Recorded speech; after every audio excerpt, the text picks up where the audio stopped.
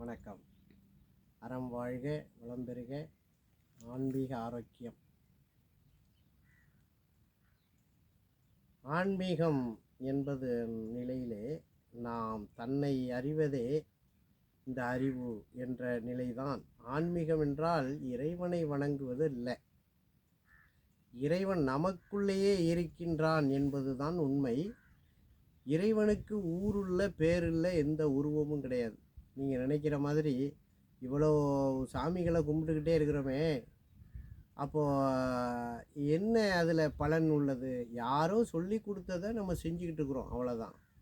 நம்மை அறிவதன் மூலமாக தான் அந்த அறிவு வருகிறது. நமக்கு தன்னை அறிவதே அறிவு என்ற ஒரு நிலைக்குள்ளே தான் அறிவு வருகிறது. அப்போ தனக்குள்ளே இருக்கிற இந்த உணர்வுகள், இந்த பசி, தாகம், தூக்கம், யூரின் மோஷன் தான். இதை உணர்ந்துட்டீங்கன்னா நிறைய விஷயங்கள் மாறும். இந்த உடலுக்குள்ளே நோய், உடல் வழியான ஒரு நிலை என்ன? உடலுக்குள்ளே ஒரு 5 உறுப்புகள் இருக்கிறது, ராஜக்கருவிகள்னு பேர். அந்த 5 உறுப்புக்கும் 5 உறுப்பு துணை உறுப்பு உள்ளது. இப்போ நீங்கள் உங்களையே நிறையா விஷயங்களுக்குள்ளே ஆட்படுத்திக்கலாம். இதுக்கு முதல் தாய் உறுப்பு நுரையீரல் தான். இந்த நுரையீரலினுடைய இயக்கத்தில் தான் எல்லா உறுப்புகளும் இயங்கும். அப்போ இந்த உறுப்புகளை சக்தி மூலியமாக ஒரு 3 சக்தி இயக்குகிறது. அது என்ன சக்தினா, இயக்க சக்தி, பராமரிப்பு சக்தி, ஜீரண சக்தி. இப்போ இந்த சக்தியினுடைய இயக்கத்துக்குள்ள அணுக்களினுடைய பரிமாணம் என்னவாக இருக்குது? சிவப்பணு, வெள்ளையணு, தட்டையணு. இந்த நிலைக்குள்ளே நம்மளுடைய உறுப்புகள் நினைவின் வழியாக ஈர்க்கப்படுகிறது. அதுதான் உண்மை. அது எப்படி இயக்கிறது? இப்போ நுரையீரல் எப்படி விரிந்து சுருங்குகிறது, இவ்வளவுதான். எல்லா உறுப்புகளும் விரிந்து சுருங்கி கொண்டு இருக்கிறது. இப்போ நுரையீரல் ஒன்று உள்ளது, இப்போ மண்ணீரல்னு ஒன்று உள்ளது, சரியா? இது லென்ஸு, அது ஸ்ப்ளைன். அப்போ அதுக்கு அடுத்த உறுப்பு லிவர், அதுக்கு அடுத்தது கிட்னி, அதுக்கு அடுத்தது ஹார்ட், சரியா? இந்த மாதிரி ஒரு 5 ராஜக்கருவிகள் நமக்கு படைக்கப்பட்டு உள்ளது. இந்த 5 கருவிகளில் முதன்மையானது நுரையீரல் தான். நீங்கள் எல்லா உறுப்புகளையும் சாதாரணமாக கை வச்சிடலாம், ஆனால் நுரையீரலில் கை வச்சா மனுஷன் உடனே செத்து போயிடுவான். அது நம்மளுடைய கருவறையில் இருக்கும் பொழுது இந்த நுரையீரல் வேலை செய்யாது பாருங்கள், அப்படியே சுருங்கி இருக்கும், சரிங்களா? அது சுருங்கி இருக்கும். அது வெளியே வரும் பொழுது இந்த குழந்தை அழுகுதுல, அது எதற்காக அழுகுது? அது வெறியும் பொழுது அது வலிக்கு, அதான் முதல் அழுகை.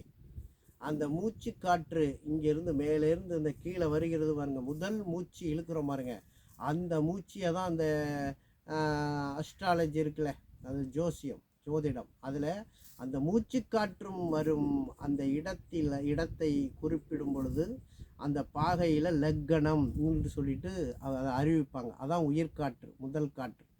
இந்த முதல் காற்று இந்த நுரையீரலுக்குள்ளே ஒரு நாளைக்கு 21,600 மூச்சு காற்று உள்ளேயும் வெளியேயும் போயும் வந்து கொண்டே இருக்கும்.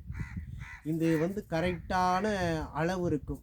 இந்த உடலிலே எப்பொழுது இந்த ஆன்மாவை விடப்பட்டதோ அதற்கு காலம் நிர்ணயிக்கப்பட்டு, ஒரு வேலை கொடுத்து, ஒரு இடம் அமைக்கப்பட்டு, அதுக்கு அங்கே காரியம் செய்வதற்கு உங்களை கருவியாக படைக்கப்பட்டு உள்ளது. அதுக்கு சரியான அளவு இருக்கும்.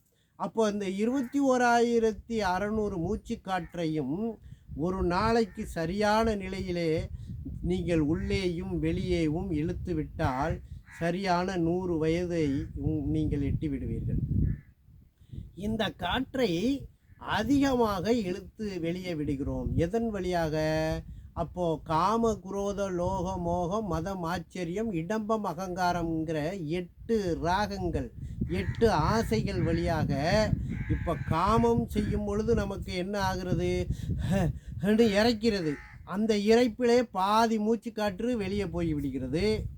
அப்போ கோபம் வருகிறது பொழுது என்ன வருகிறது? அந்த இழப்பு, அதிகமான இழப்பிலே பாதி மூச்சு காற்று வெளியே போய் விடுகிறது. ஒரு ஏக்கமாக இன்னொருவரை பார்த்து ஏங்கும் பொழுதும், இன்னொருவரை பார்த்து துக்கப்படும் பொழுதும், ஒரு இடத்திலே அழுகும் பொழுதும் இந்த மூச்சுக்காற்று செலவழிந்து 100 வயது கொடுக்கப்பட்டது உங்களுக்கு விதிக்கு தகுந்த மாதிரி மாறி, அந்த வினை உங்களுக்கு பக்குவமாகாமல் இந்த முன்பே நம் இறந்து இந்த உடல் அழுகி இந்த ஆன்மா இருக்க முடியாமல் வெளியேறுகிறது. இதுதான் இதனுடைய கணக்கு. இந்த உடலை பற்றிய நுணுக்கமான உச்சியிலிருந்து பாதம் வரை நாம் ஒரு சரியான ஒரு அறிவிப்பை, எப்படின்னா ஒரு பாடத்தை நான் உங்களுக்கு பகிர்கிறேன். இந்த உடலை நீங்களே தன்னை அறிதலுக்குள்ளே நீங்கள் சென்று உங்களுக்குள்ளேயே நீங்கள் ஒவ்வொரு உறுப்பாக சரி செய்து கொள்ளலாம் என்ற உண்மையை நான் உங்களுக்கு தெரிவித்து, இந்த தன்னை தானே தனக்குத்தானே இந்த மனிதன் படிக்கும் வாழ்வியலை நான் உங்களுக்கு சொல்லி கொடுக்குறேன். இந்த வாழ்க்கை முறையை நீங்கள் நல்லா புரிஞ்சுக்கிட்டீங்கன்னா ஒவ்வொரு உறுப்பையும் உங்களுடைய நினைவின் வழியாகவே நீங்கள் இயக்கி உங்களுடைய உணவை சரி செய்து அதுவே மந்திர ஔஷதமாக இயக்கி உங்களுடைய வாழ்வை வளமாக்கி கொள்ளலாம். வாழ்த்துக்கள். வாழ்க வாழ்க.